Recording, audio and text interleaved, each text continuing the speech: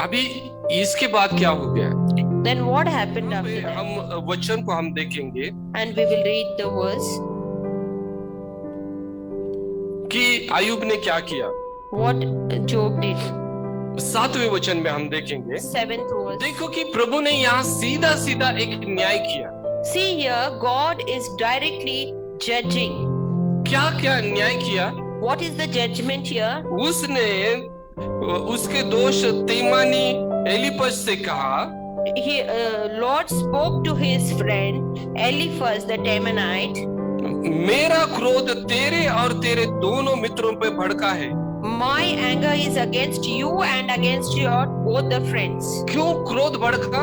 Why the anger is against them? क्योंकि उन्होंने आयुब जैसी सही सही बात नहीं कही है। Because they have not spoken the right thing as Job has spoken. अगर आप लोग अगर 3 अध्याय से आगे पढ़ेंगे तो आपको पता चलेगा कि जो भी बात वो लोगों ने कही है वो सारी ज्ञान की बातें थी। If you read from chapter 3 onwards, you will understand that whatever they have spoken out of wisdom and knowledge. लेकिन आयुब ने जो कही है वो प्रभु के ज्ञान से बात की है। But whatever Job has spoken, it is through the wisdom from God. क्योंकि इतने दुख में होते हुए भी उसने प्रभु के ज्ञान को उसने परखा है। Even being in such a sorrowful state also, he knew the wisdom of God. और इसलिए अभी यहाँ पे प्रभु यहोवा उनको कहता है, And so Jehovah Lord God says. अभी यहाँ पे मैं आपको एक बात मैं बताना चाहूंगा। Here I want to tell you one thing. अभी इस बात को आप लोग केयरफुली इसको सुनेंगे। Listen carefully to what I want to say. अगर आपके आजू बाजू में अगर कुछ हो रहा है तो उसको थोड़ा सा बाजू में रखेंगे और इसको ध्यान से सुनेंगे। Please do listen carefully. Don't look at the surrounding, what are things going on around you. देखो कि यहाँ पे हम रिस्टोरेशन के बारे में देख रहे हैं। We are seeing here regarding restoration. अगर हमारे जीवन में रिस्टोरेशन होना है, If we want restoration in our lives, तो अभी जो मैं कह रहा हूँ उन बातों के ऊपर हम ध्यान दें। then you pay attention to the things which are spoken now. Last Sunday को भी हमने वचन देखा। Last week also we have seen a verse. हमने देखा कि जो पृथ्वी जो है ये पृथ्वी बेडोल और सुनसान बन गई। We saw that the earth was shapeless and void. उसके ऊपर अंधियारा आया। And darkness hovered over it. इसके लिए जिम्मेदार कौन था? Then who was responsible for it? इसके लिए कौन जिम्मेदार था? Who was responsible for it? उसके लिए लूसीफर यानी शैतान जिम्मेदार था। Lucifer or Satan was responsible for it. जब प्रभु बनाता है तो परफेक्ट बनाता है। When the Lord makes, he makes it perfect. उसमें कोई भी गलती नहीं होती है। Then there is no mistake in it. अगर कोई भी गड़बड़ी होती है, And if there is any mistake in it, तो उसके पीछे किसी का हाथ अगर होगा, and if there is whoever is responsible for it, तो वो केवल शैतान का हाथ होगा। then that is Satan. केवल शैतान का हाथ It's होगा। only Satan. अगर आपके जीवन में आज कोई भी गलत चीज हो रही है, And if in your lives, if anything wrong is going on in your life, तो आप समझ जाना कि शैतान उसमें हस्तक्षेप कर रहा है। then you understand one thing, that Satan is interfering into it. शैतान आपके सारे कामों को बिगाड़ने की कोशिश कर रहा है, Satan is destroying all your things ताकि आपका स्पिरिचुअल लाइफ बर्बाद हो जाए, so that your spiritual life may be destroyed. आपका नाश हो जाए। You may be destroyed. लेकिन But जैसे उत्पत्ति के समय में, at the time of creation, जैसे प्रभु का आत्मा वहां पे मंडरा रहा था, as the Spirit of God was hovering there, वैसे ही आज भी आपके इर्द गिर्द प्रभु का आत्मा वहां पे मंडरा रहा है। even today the Spirit of God is hovering upon you. वो चाहता है कि आपको बचाए।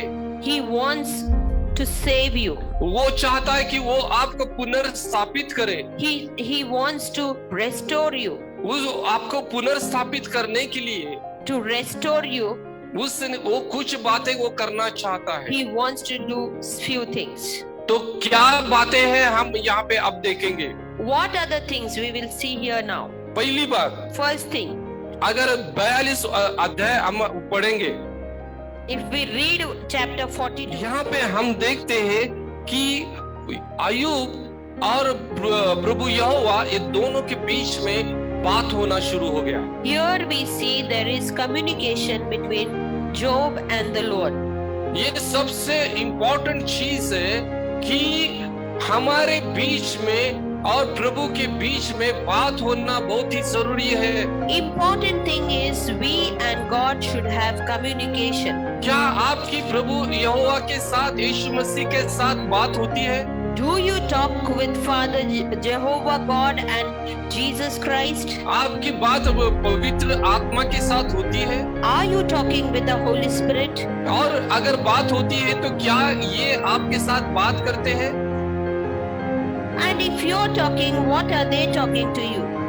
और अगर आपके साथ बात करते हैं तो ही आपका रिस्टोरेशन हो सकता है। If they are talking to you, then only there will be restoration. क्योंकि वो जो है वो आपको करेक्ट कर रहे हैं या डायरेक्शन दे रहे हैं। Because they will correct you and they will direct you. हमारे रिस्टोरेशन के लिए सही डायरेक्शन मिलना बहुत ही जरूरी है। It is very important we have a proper direction in our lives. हमारे रिस्टोरेशन के लिए प्रभु हमारे साथ बात करना जरूरी है। For our restoration, it is important that the Lord talks to us. और यहाँ पे क्या हो गया? And what happened here?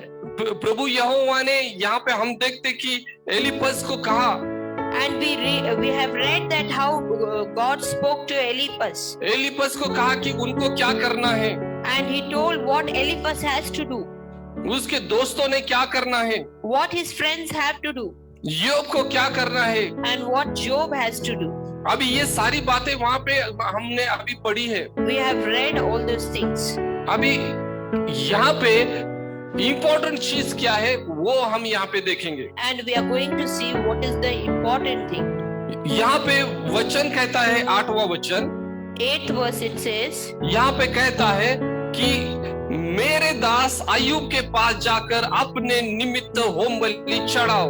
and it says, go to my servant Job and offer up for yourselves a burnt offering. वो ये नहीं कहता है कि तुम मंदिर में जाओ और वहां जाके होम बलि चढ़ाओ। He doesn't say you go to the temple and offer a burnt offering. वो ये नहीं कहता है कि तुम मेरे पास आओ और मुझे बलि चढ़ाओ। He doesn't say you come to me and give a burnt offering. वो कहता है कि मेरे दास के पास जाओ। He says you go to my servant Job. आज ऐसा समय आ गया है कि लोग प्रभु के दास से वो दूर भाग रहे हैं। And now the time has come where people are running away from God's servants. और अगर वो दास के पास आएगी भी तो And if they come to the God's servant also, तो उसके साथ आर्गुमेंट करने के लिए आएंगे। and they will come for argument only. उसके पास उल्टा सीधा सवाल करने के लिए आएंगे। They will come to question him in one or the other way. उसको परीक्षा में डालने के लिए आएंगे। They will come to put the God's servant into a trial or temptation. और ये बात प्रभु को कभी भी मानने नहीं है। And God doesn't like it. प्रभु को इस बात की चीड़ है। God hates it. इसलिए यहाँ पे हम देखते हैं कि प्रभु का क्रोध उनके ऊपर आ गया। And so we see that God's wrath was upon his Job's friends.